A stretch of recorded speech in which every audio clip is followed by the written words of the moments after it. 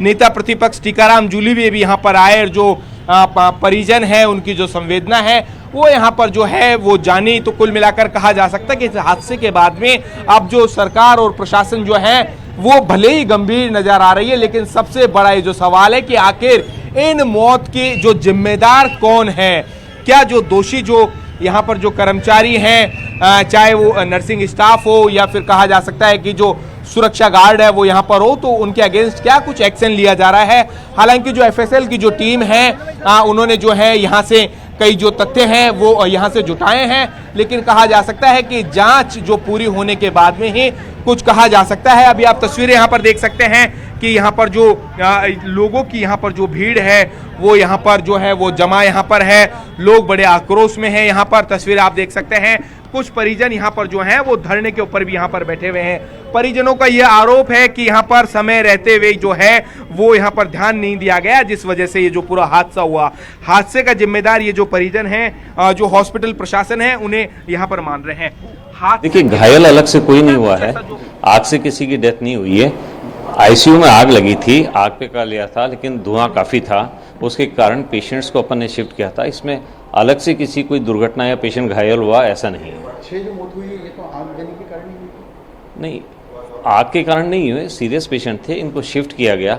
ऐसे critical patients जो होते हैं, जो वैसे ही काफ़ी सेंसिटिव होते हैं, इनको दूसरे आईसीयू में शिफ्ट किया गया। वहाँ पर आईसीयू और उसके कारण से, और कुछ जो गैस हुई थी उसके कारण से उनकी डेथ हो गई। सर, सेमी आईसीयू में 13 पेशेंट थे, उन्हें शिफ्ट किया गया, 2 को पॉलीट्रोमा आईसीयू में किया गया। उस दौरान उसके बाद एक की डेथ हो गई इसमें।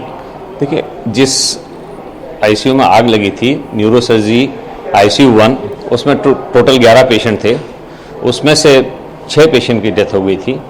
एहतियातन के तौर पे जो आईसीयू 2 था, वहाँ से भी पेशेंट्स को, क्योंकि धुआं फैलने की और आशंका थी, इनको दूसरे आईसीयू में शिफ्ट किया गया।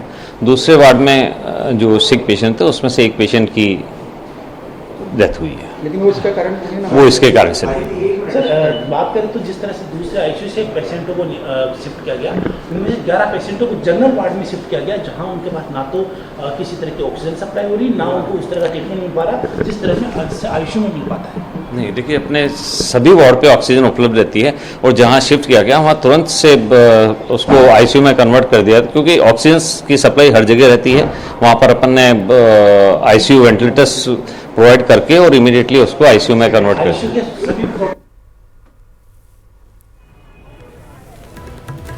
रोशन, आप कुछ बता रहे थे, परिवार के लोग भी वहां पर मौजूद हैं, उनसे भी बात करिएगा।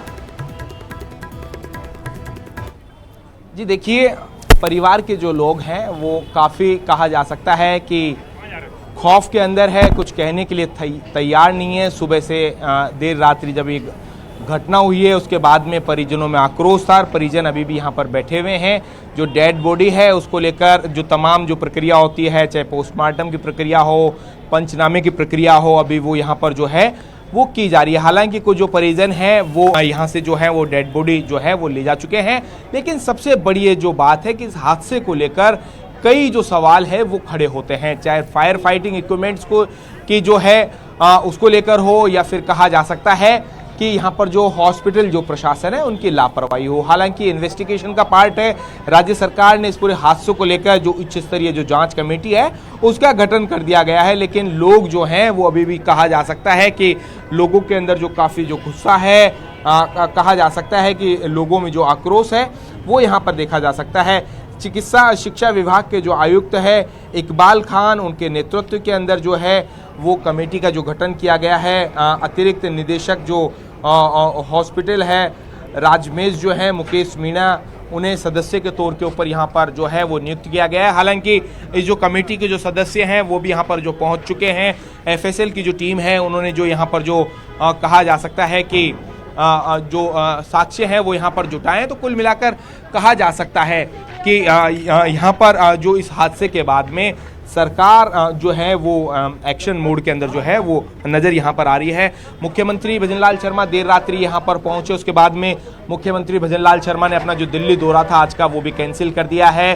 बताया जा रहा है कि लगातार मुख्यमंत्री इस पूरे घटनाक्रम के ऊपर जो है वो अपडेट ले रहे हैं सीएमआर से। उन्होंने अभी जो डीजीपी हैं राजीव शर्मा उन्हें भेजा, देर रात्रि वो खुद आए, उनके साथ गृह राज्य मंत्री जवाहर सिंह बेड़म यहाँ पर आए। अभी सरकार की ओर से जो विधायक सिविल लाइन से विधायक हैं गोपाल शर्मा वो यहाँ पर आए हैं। कुल मिलाकर जो कहा जा सकता है कि जो परिजन हैं जिन्होंने अपने जो परिजनों को जो खोया है उन्हें उचित जो है वो मुआवजे के जो है वो आश्वासन दिया है, लेकिन सरकार की ओर से कोई राहत पैकेज है उसकी अभी तक घोषणा नहीं की गई है। लेकिन आप यहाँ पर देख सकते हैं कि इस हादसे के बाद में कई जो बड़े जो सवाल हैं वो खड़े यहाँ पर होते हैं। होना लाजमी भी है कि जिस तरीके से जो है वो हादसा हुआ है उसके बाद में कहीं ना कहीं इस लापरवाही का जिम्मेदार कौन है ये तय करना होगा। इसके लिए सरकार ने जो है वो जांच जो कमेटी है उसका गठन किया है। लेकिन अब तक सबसे बड़ी बात है कि एसएमएस हॉस्पिटल का ये जो ट्रॉमा सेंटर है जिसके सेकंड फ्लोर के ऊपर जो आग लगी है वहाँ के फायर फाइटिंग इक्विपमेंट्स जो हैं वो प्रॉपर काम क्यों नहीं कर रहे थे, जो स्मोक डिटेक्टर है वो क्यों नहीं यहाँ पर जो है वो काम कर रहे थे। तो कुल मिलाकर कहा जा सकता है कि यहाँ पर जो लोग यहाँ पर जो हैं वो जिसके चलते हुए जो है वो गुस्से में है, आक्रोश में यहाँ पर हैं। बिल्कुल गुस्सा है, आक्रोश है, लेकिन अभी इंतजार यहाँ पर ये लोग अधिकारियों का और मंत्रियों का भी कर रहे हैं। अभी खबर ये भी है कि चिकित्सा मंत्री 1 बजे तक पहुंचेंगे, जिसके बाद एक बैठक होगी और मुआवजे का ऐलान किया जाएगा। लेकिन उससे पहले जो तमाम सवाल उठ रहे हैं, और क्या अभी तक कोई अस्पताल की तरफ से बयान आया है? देखिए, चिकित्सा मंत्री जो गजेंद्र सिंह खीमसर है वो खुद अभी जो हॉस्पिटल है वो पहुंच रहे हैं। वो अपने विधानसभा क्षेत्र लोहावट थे, जैसे उन्हें हादसे की जानकारी मिल रही तो देर रात्रि वो है लोहावट से बाय रोड जो है वो जयपुर के लिए जो है वो रवाना हो गए। अभी यहाँ पर जो है वो बीजेपी के जो विधायक है गोपाल शर्मा वो यहाँ पर मौजूद हैं। विपक्ष की ओर से जो नेता प्रतिपक्ष टीकाराम जूली है वो भी यहाँ पर अभी यहाँ पर आए।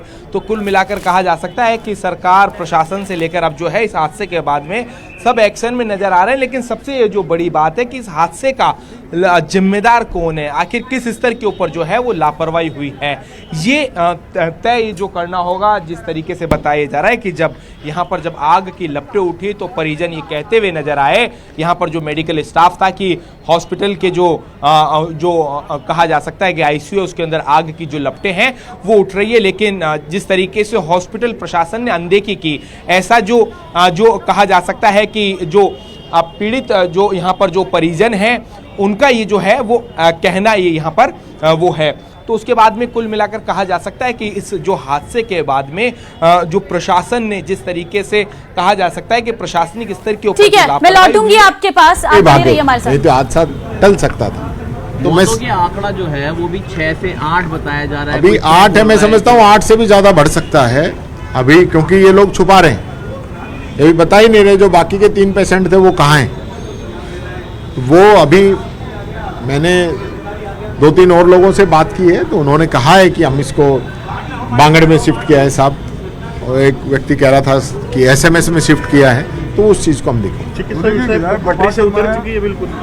पूरा राजस्थान के अंदर सारी ही व्यवस्थाएं, और विशेष रूप से कफ सिरप की तो लगातार प्रशासन तो मना ही कर रहा है जिससे नहीं मौत हो रही, और डॉक्टर पीने के लिए एक्सपेरिमेंट करता है तो 8 घंटे में होश आता है, ये हालत हो रही है। और उसके बावजूद जिस कफ सिरप को दिल्ली में बैन कर रखा है वो यहाँ पे चल रही है, तो ये बड़ा अचरज का विषय है। और यहाँ जिस प्रकार से मौत हुई है, सीएम आए हैं, आज देखिए आप हॉस्पिटल में, यानी इस हादसे के बावजूद भी पूरा धो के पोछा लगा के फिनाइल डाल के इतनी अच्छी व्यवस्थाएं कर रखी है, तो आम आदमी के लिए नहीं है क्या? सीएम आएगा तभी होंगी क्या? मैं 3 दिन पहले इसी हॉस्पिटल के अंदर मिलने आया था, 3 दिन पहले तो यहाँ जो है गंदगी थी, स्मेल थी, बहुत बुरा हाल था, और आज सब कुछ चेंज हो गया। क्यों भाई? आम पब्लिक के लिए नहीं है क्या? सीएम के लिए ही। विधायक गोपाल शर्मा का कहना है कि ऐसे मौके पर राजनीति नहीं करनी चाहिए, लेकिन हाँ तो कब करें राजनीति? क्यों नहीं करें राजनीति? हम राजनीतिक लोग हैं, जनता को मरने के लिए छोड़ दें? हम इनकी बड़ाई करें कि इन्हें बहुत अच्छा काम किया 8 लोगों को मार के? तब आप नहीं लोगों की यही तरफ से क्या नहीं, ये लोग तो यही चाहते हैं ना कि हम इनकी बढ़ाई करें, तो बढ़ाई कर देता हूँ। बहुत अच्छा काम किया इन लोगों ने 8 लोगों को मार के, इनकी आरती करें हम। हद होगी, राजनीति नहीं करनी चाहिए। अरे भाई लोग मर रहे हैं, हम अपनी बात भी नहीं कह, आप कर रहे हो गंदी राजनीति, ओछी राजनीति। आज जनता की बात अगर हम उठाते हैं तो उसको आप राजनीति कहते हो, तो ये गलती है आपकी। हमें संविधान पर अधिकार दिया है संविधान के अंदर कि हम विपक्ष के रूप में सरकार को जगाने का काम करेंगे। सरकार सो रही है, इसलिए हमें राजनीति करनी पड़ रही है, हमें शौक नहीं है। सर अब आप लोगों की तरफ से क्या प्रयास रहेंगे, कैसे लोगों को मुआवजा? नहीं, लोगों की मदद कराएंगे, मुआवजा दिलवाने में मदद करेंगे। मैं खुद सीएम साहब से भी बात करूंगा।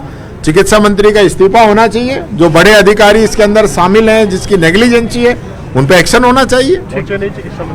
चिकित्सा मंत्री ये तो आप बुलवा सकते हैं मीडिया के माध्यम अभी से, तक तो पहुंचे नहीं है। उनको तो सबसे पहले आना चाहिए था। Thank you.